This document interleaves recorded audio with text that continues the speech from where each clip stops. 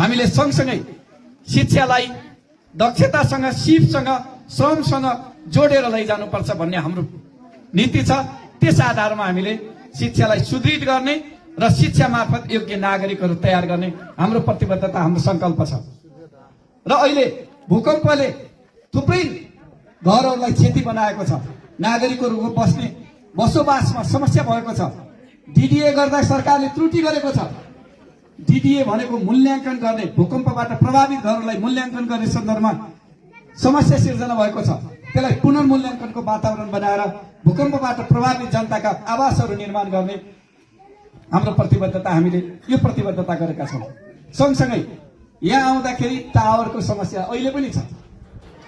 Telephone लाग्दैन, तपाईँलाई इन्टरनेटको कुरा त झन् समस्या नै छ।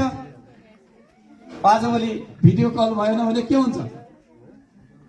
तपाईँले विदेशमा बसेका आफन्तहरूसँग, सहरमा बस्ने छोराछोरीहरूसँग, आफन्तहरूसँग तपाईँले दैनिक सम्पर्क गर्नुपर्छ।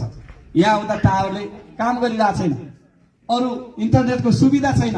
हाम्रो प्रतिबद्धता के हो भने सञ्चार क्षेत्रको पनि विस्तार गर्ने र घर घरमा सञ्चार सुविधा पुर्याउने र इन्टरनेटको सुविधा पुर्याउने हाम्रो प्रतिबद्धता छ। हामी त्यो अनुसार काम गर्न खोजिरहेछौँ। अब हामीले काम के हो त? आगामी चुनावको सन्दर्भमा हामीले दिन खोजेको हाम्रो मुख्य प्रतिबद्धता के हो भन्दाखेरि हामीलाई चाहिएको रोजगारी हो। प्रत्येक घरमा आमदानी हुने वातावरण हामीले कसरी बनाउने, आय आर्जन वृद्धि गर्दै रोजगारी कसरी सिर्जना गर्ने भन्नेतिर हाम्रो ध्यान बढी भन्दा बढी त्यसमा केन्द्रित हुनेछ। अब त्यसो गर्दा अगाडि साथीहरूले भने जस्तै कृषि उत्पादनलाई वृद्धि गर्ने, यहाँ किवी खेतीको राम्रो सम्भावना छ, सुन्तलाको राम्रो सम्भावना छ, अरूहरू पनि छ।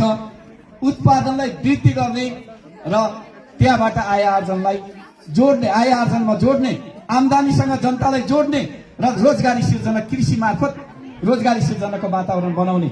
पशुपालनको राम्रो सम्भावना छ, पशुपालनलाई व्यवसायीकरण गर्दै त्यहाँबाट रोजगारी सिर्जना गर्ने। सँगसँगै पर्यटनको सम्भावना पनि त्यत्तिकै छ। हामीले पर्यटनको सम्भावनालाई पनि, जस्तो यहाँ माथि झारमारेको यो सम्भावना, यो पर्यटकीय क्षेत्र है, काँडे दहको यतापट्टि काँडे दह छ, काँडे दहको सम्भावना पनि त्यत्तिकै छ। त्यो दहमा म पुगेको थिएँ, सिस्नेको हिमाल दहमै हेर्न मिल्छ है। त्यो काँडा दहको आफ्नै खालको महत्त्व छ, साईकुमारी मन्दिरको आफ्नै खालको महत्त्व छ। आफ्नो धार्मिक पर्यटनको हिसाबले, सांस्कृतिक पर्यटनको हिसाबले, भौगोलिक पर्यटनको हिसाबले नयाँ नयाँ सम्भावनाहरू छन्।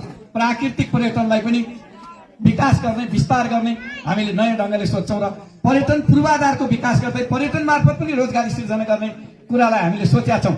स्यालाखतीको यो क्षेत्र पनि पर्यटनको सम्भावना राम्रो बोकेको क्षेत्र हो। यहाँ पनि हामीले त्यस्ता पूर्वाधारहरू तयार गर्दै रोजगारी सिर्जना गर्ने कुरा गरेका छौँ। र सँगसँगै जमिन, जङ्गलको कुरा हामीले के भनेका छौँ भन्दाखेरि जङ्गलको पनि राम्रो सदुपयोग गर्ने, जडीबुटीको राम्रो उपयोग गर्दै, त्यसलाई प्रशोधन गर्दै हामीले त्यसबाट पनि आमदानी गर्ने वातावरण हामीले बनाउने भनेका छौँ। जडीबुटीमा पनि आमदानीको स्रोत जोडिन्छ र त्यसमार्फत रोजगारी सिर्जना गर्ने कुरा गरेका छौँ। अर्को कुरा के भन्न खोजेका छौँ हामीले भन्दाखेरि यहाँबाट तपाईँको यो के अरे बगिरहेछ नदी, यसलाई यो खदीगार यहाँबाट बगिरहेछ नि, यसमा पैसा बगिरहेछ, यसलाई पनि हामीले कसरी उपयोग गर्ने भन्ने कुरा हामीले सोच्नु पर्नेछ गरेर त्यसबाट रोजगारी सिर्जना गर्ने कुरालाई हामीले प्राथमिकता दिन खोजेका छौँ। रोजगारी सिर्जना गर्दाखेरि कृषि उत्पादनमा प्रविधिको सहायता दिने, प्राविधिक सहायता दिने, औषधिको सहायता दिने, त्यो सँगसँगै जनतालाई आवश्यक पर्ने आर्थिक सहायता पनि विभिन्न ढङ्गको हुन सक्छ। कुनैलाई ब्याज अनुदानको